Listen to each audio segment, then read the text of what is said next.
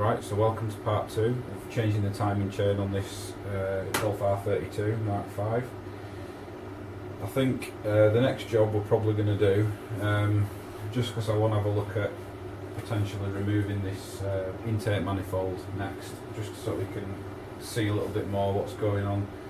I think I'd like to look at removing this front cross member. It should be fairly straightforward. I think we've got 4 bolts either side and sort of like a Torx at the top here, but we'll have a closer look at that shortly. And what that's going to enable us to do is we should be able to pull this cross member away from the engine, and it'll allow us to get to some of the nuts and bolts that hold this intake on there, really tucked away underneath here. And it's going to be totally impossible with the radiator and the aircon and everything there. So I think, yeah, next stage we'll try and get this cross member away from the car. We should be able to see a little bit more what's going on. We'll remove these Torx fastenings first. There's one on each side, and they're a T30 in size.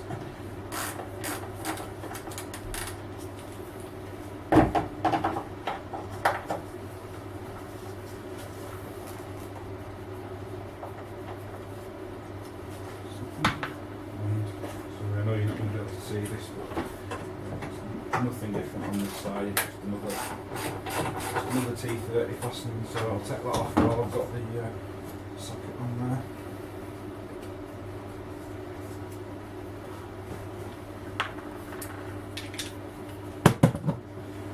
Right, so I think we'll give this impact a go, and we'll try and remove these, loosen off these 4 bolts on the cross member and see how this goes. Hopefully we don't shatter the socket.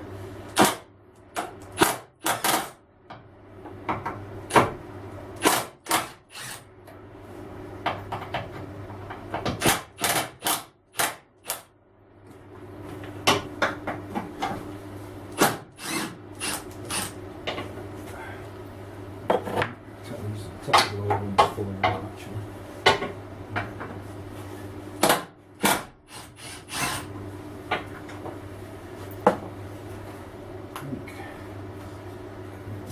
We'll leave those two in, just loosely for now.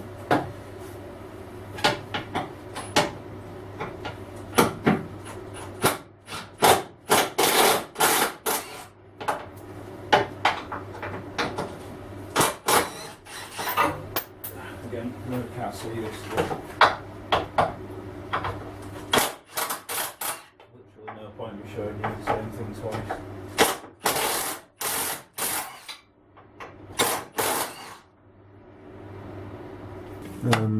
There's a little quick release fastening here that should let us pull this hose away from the radiator. I've just suspended this whole front section. I've put a couple of the bolts back in at the top just to make sure this doesn't fall on me while I'm working. So we'll start by just removing this quick release connection here and see if we can get the water draining.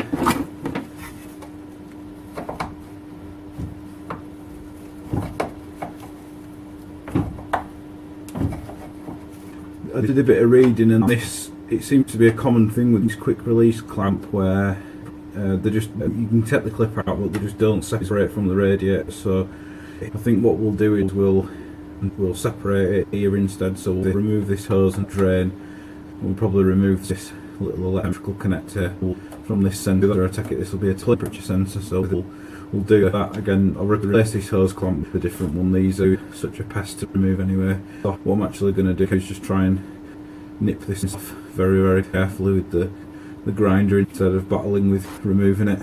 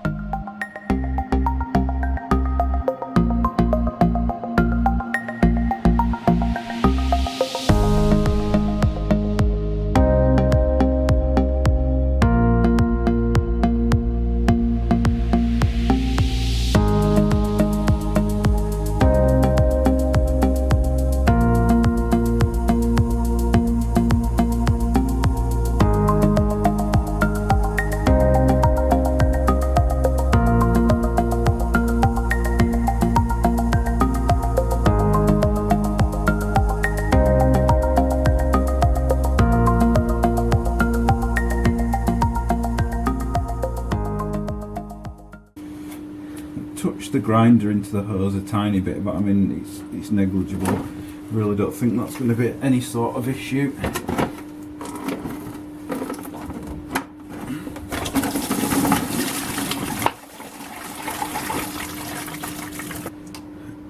To remove this, it's probably easier to remove the whole sensor, so there's a little metal clip on the back here, looks like. We'll take this, prise that out, and get that. I don't know if that'll be enough. Oh, comes all the way out, and this should just remove. Yeah, there we go. Some sort of temperature sensor.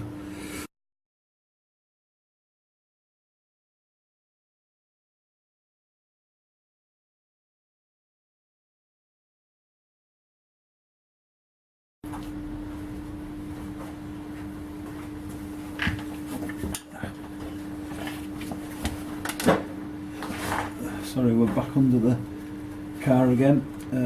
Forgot there's a little connection here that just seems to hold this. Little hose to the bottom of the fan unit. So we'll get that removed. We've got a connector on the horn on this side. There's also one in here. I'm not entirely sure what that's for, but it looks like it's something relating to the air conditioning, so there's an electrical connector on there that we're going to have to try and remove as well.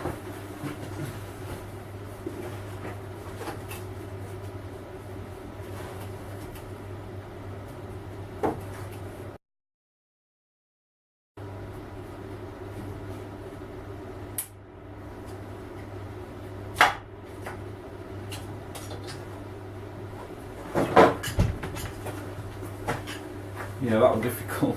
So for me, to get that, easiest way to get that clip off that sensor for the air conditioning was just to use the screwdriver and push up on the tab on the connector, and it just pops straight off.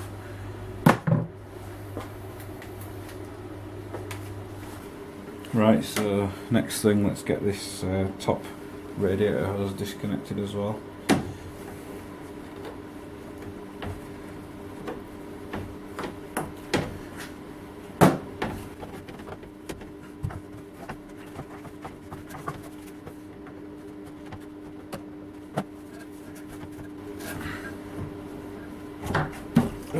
There goes hard work. Okay. We'll get some of these coolant hoses out of the way now, and we'll start with this top radiator hose here. We'll get this clip off and see if we can get that off.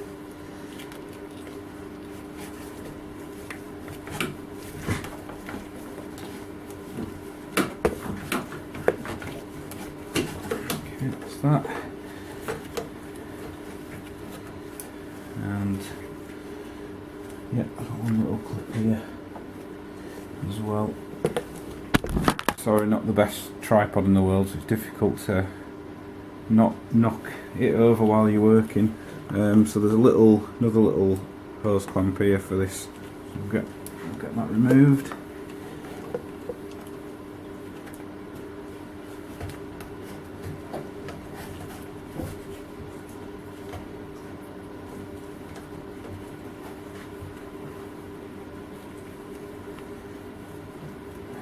Work the hose clamp down there a bit, and then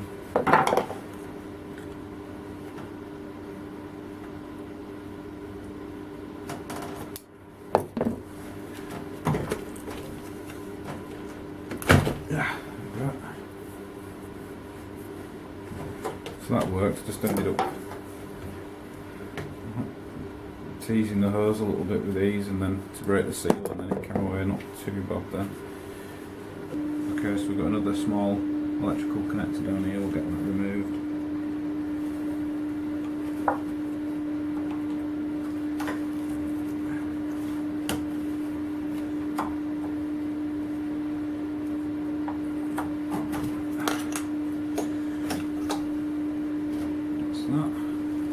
Okay, so one of the things snagging up this crossmember is the bonnet release catch here. So what you need to do is you can just prise this plastic cover away from it, disconnect, pull the cable out. It's just a little ball fastening like you'd get on like a push bike's brakes. We'll clip that back together, and then we'll pop this cover back on as well, and then we don't lose it. Okay, so what I've done here is I've suspended the crossmember before I remove it with one end of the device that I'm going to be using to probably suspend one side of the engine while I remove the gearbox. So I've just popped it into the latch there for the bonnet. That should be strong enough. I mean, this is not that heavy. And then the other end, for now, I've just got it hooked on a large bolt up there. I'm not going to be using that bolt to suspend the engine, but it'll do the job for what we're trying to do here. So hopefully now I can remove those bolts.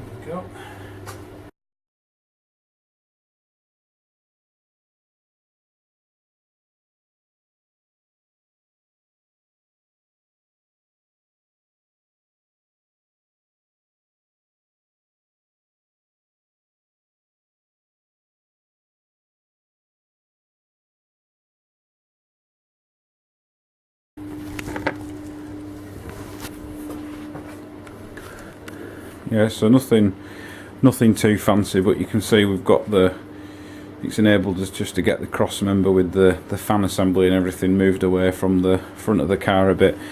And the reason we can't pull it fully away is we've got air conditioning pipes that are connected down here, and I don't really want to, ideally I don't want to have to get someone to come and degas the air conditioning if I can help it, so we'll try and leave the air conditioning radiator suspended, I think.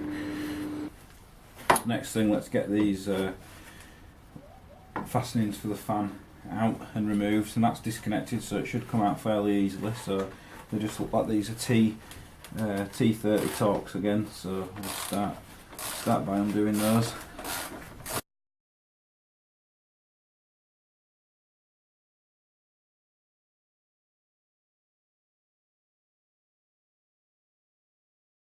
Straight away we've run into a problem. This lower screw holding the bottom corner of the radiator in is rusted up so badly, the head's just knackered on it, so we can't get it undone. So we'll just resort to the grinder to remove that, and like I said, the fan, I think I've said anyway, the fan is knackered on this anyway really, so doesn't really matter if we do damage it, although we'll try our best not to.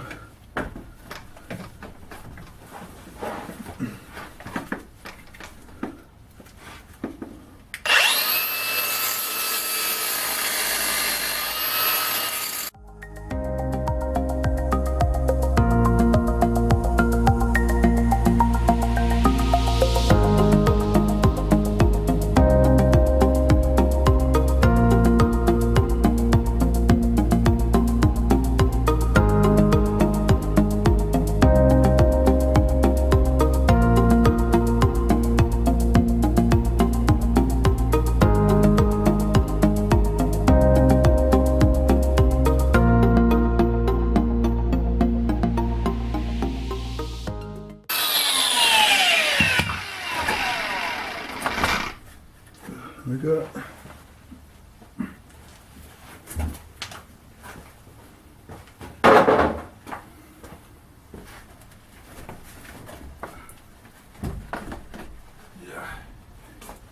It looks like in order to get the radiator out of the cross member, we've got to remove a couple of Torx screws that are actually behind here, but this bracket that was underneath the headlight's getting in the way, so what we'll do is we'll just remove that first. And I'm actually just going to prise it up. I can just prise it up out of the way like that, it'll be fine.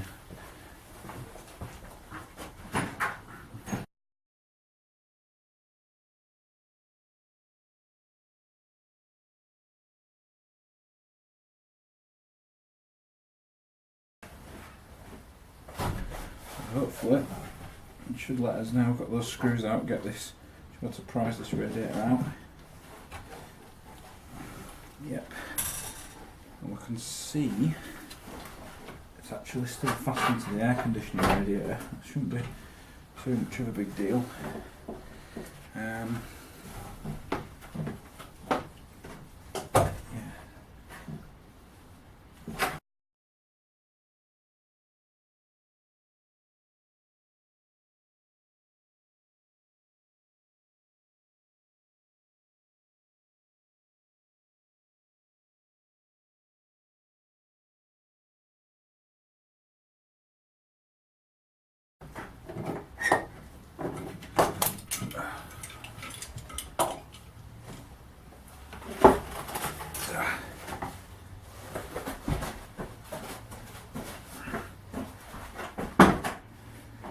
All I've done for now is I've just temporarily suspended the radiator and air conditioning radiator on some bungee straps from the ceiling, just so I could get that crossmember out of the way. And then I think what I'll do is just to avoid damaging the radiator. Obviously I think the air conditioning radiator we're going to have to leave it loose in place, but I'll probably put some pieces of plywood or something on it and strap them around it, just so it's less likely to take any damage. But what we'll do for now is we'll separate the radiator core from the air conditioning radiator.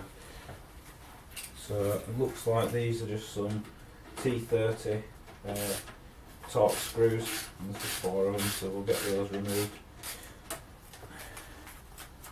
I'm actually going to leave these top ones. I'll leave the top ones in just slightly, and we'll remove those last.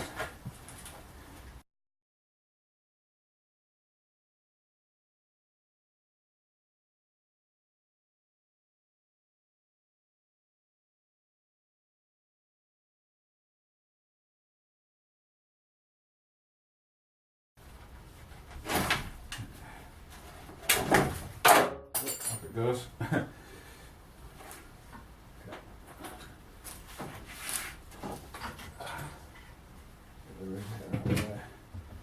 That's much lighter.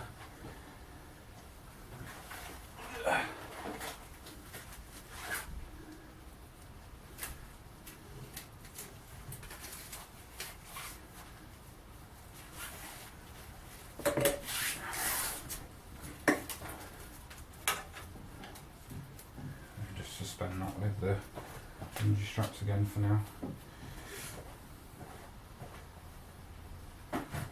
That's our radiator out of the way. Okay, so you can see now that front cross member's removed. We've got much more access around this side of the engine. It's going to be a lot easier to get to the gearbox and various bits and pieces. And if you look down there, we'll definitely be able to get to the bolts on the front side of the intake, so that shouldn't be an issue.